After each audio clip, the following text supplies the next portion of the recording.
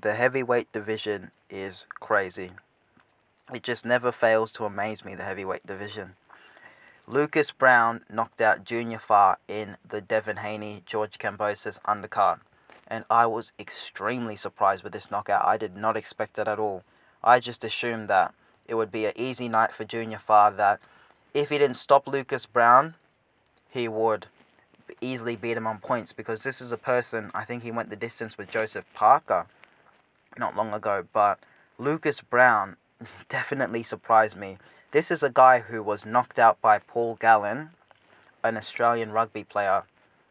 He was also knocked out viciously by Dillian White, and I just thought his punch resistance was gone, that he may be just shot to bits, and that he's only taken this fight for a paycheck. But boy oh boy, did he go on to prove me wrong. What an absolutely brutal knockout from Lucas Browne. One thing that I have to mention that I was a bit upset with when watching this fight is actually the referee. The referee really disappointed me in this fight, because you could see after the first knockdown that Junior Fa was out and that he realistically was never going to recover. You could see that his legs weren't under him, and that the shot from Lucas Browne, which looked like it was borderline at the back of the head, I know a few people were complaining about it. However, I don't think it was intentional from Lucas Browne, though it was at the back of the head of Junior Fa, or at least close to the back of the head.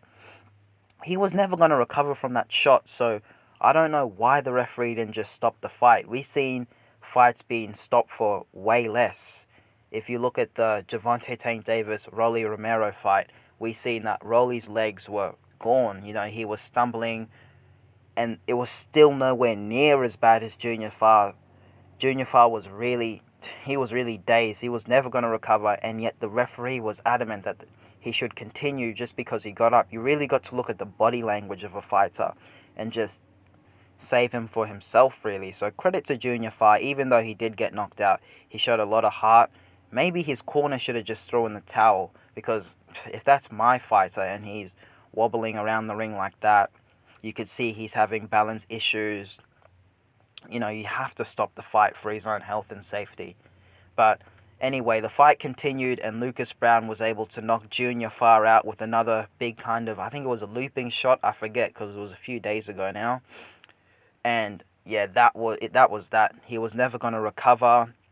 He didn't recover from the first knockdown. I don't know how the referee let it go on, but yeah, after he got knocked down the second time, he wasn't able to recover. The referee said, yeah, enough is enough, and it was a first round stoppage. So it just emphasizes how much power these heavyweights have, which is incredible. We already knew about it, but wow, it was on display once again in the Lucas Browne Junior Fa fight.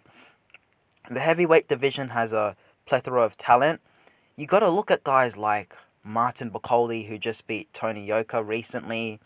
Daniel Dubois, he lost to Joe Joyce. I think that was back in 2020 or 2021? It was the end of one of those years, I forget. He was stopped by Joe Joyce. Some people will say he quit. I'm not really harsh when it comes to criticizing fighters about quitting. I'm not the one being punched in the face. Joe Joyce is a very big man, so I imagine it would hurt, being hit by jabs all night from him. But he's working with Shane McGuigan, now Daniel Dubois, and he's trying to make a few adjustments to improve his game, and he's going to fight Trevor Bryan, and this fight is being promoted by Don King, which is incredible, because he's a really old man, but he's still getting around and about, so you've got to give credit to guys like Don King and Bob Arum, regardless of what you think about them. I know a few people have said stuff like Bob Arum is a parasite, but he's still here and he's still promoting fights. So credit to Don King and Bob Arum for their longevity, I guess you could say, in boxing. But obviously, I don't want to get off topic. Another heavyweight who I've been watching a little bit is David Adelaide. He has not really fought anyone of note. He's fought a lot of journeymen. And his last fight, I think the guy's name was Chris Healy. Yeah, that was embarrassing in terms of the matchmaking. I know he's young and he's just working on his craft, but you surely got to put someone in with him who is a little bit more in shape and who's, I want to guess, I would say who's coming to win the fight, you know. Someone who at least be a little bit more competitive and someone who has, you know, a little bit more skill than the opponent, you know, he was paired with, you know, in his fight last month. So we need to see more from David Alaye. I can't really judge him and talk about his strengths and weaknesses unless I would to get really technical and watch a full fight and assess it and assess all of the micro things he's doing. But yeah, it's really hard to judge how good he is, but he's also another prospect that I think you guys should look out for. You've got guys like Jared Anderson, who's undefeated. Now, I haven't seen a lot of Jared Anderson.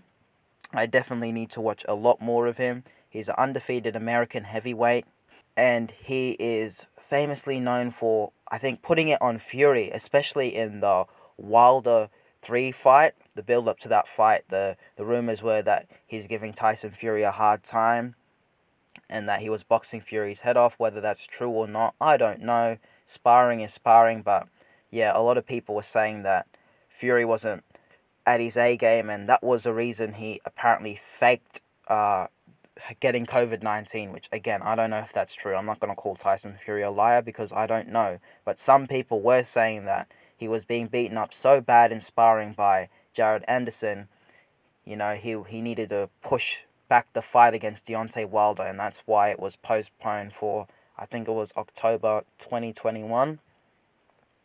Let me know in the comment section below if I'm wrong about that fight date, guys. But yeah, Jared Anderson, who was Tyson Fury's sparring partner, you know, for the Deontay Wilder fight. I don't know if he was involved in the camp for the Dillian Whyte fight. By the way, David Alaye, who I just talked about previously, is also a sparring partner for Tyson Fury. He's often been referred to as Tyson Fury's sparring partner. A lot of people know him for sparring Tyson Fury rather than his actual fights, because, you know, people have been saying that, yeah, this guy who is sparring Fury, he's got some skills. So yeah, Jared Anderson, David Alaye, Martin Bakole, they are guys who can cause upsets in the heavyweight division.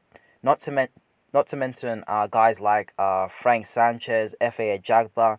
These are good guys. These guys could really upset the apple cart. People always want to talk about your Usyk, your Joshua. I don't know whether Fury's retired or not. We'll see. You Deontay Wilders. People used to talk a lot about your Dillian Whytes, but there are other guys in the heavyweight division who can pull off an upset. These guys who I've mentioned, obviously, they are way better than Lucas Browne and they are above Junior Farr. So I'm not trying to compare these guys to Junior Farr and Lucas Browne, but what I am trying to say is that if Lucas Browne is able to pull off an upset and able to get a crazy result, maybe these guys could upset the top guys in the division. So yeah, the heavyweight division is crazy. There's talent left, right, and center in that division. Oh, I forgot to mention Joyce.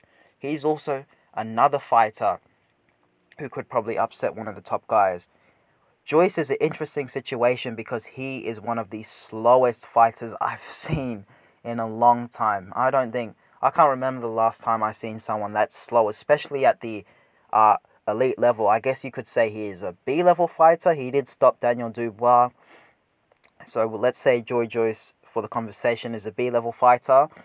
And he is very, very slow. He's not quick in terms of his hand speed and his footwork. But he's got a very good jab. And I think his last victory was against Carlos Takam.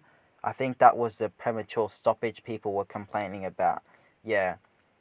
So he's another guy who can also upset the top guys in the division. He is extremely slow, but he has a fantastic jab. He looks like he has a good chin, and he's a tough guy. So, yeah, guys, there's a lot of top guys in the heavyweight division. And there are a lot of guys who are on the peripheral, you know, B-level fighters, prospects, guys who could really put it on the top guys and upset the apple cart. So let me know what you guys in the comment section think below. I just wanted to drop a quick video about the heavyweight division, how crazy it is, and how there are a few heavyweights we should be looking out for, aside from your Usyk, Joshua, Fury, Whyte, and Deontay Wilder. Alright guys, please like and subscribe the video. Don't forget to comment below. Peace.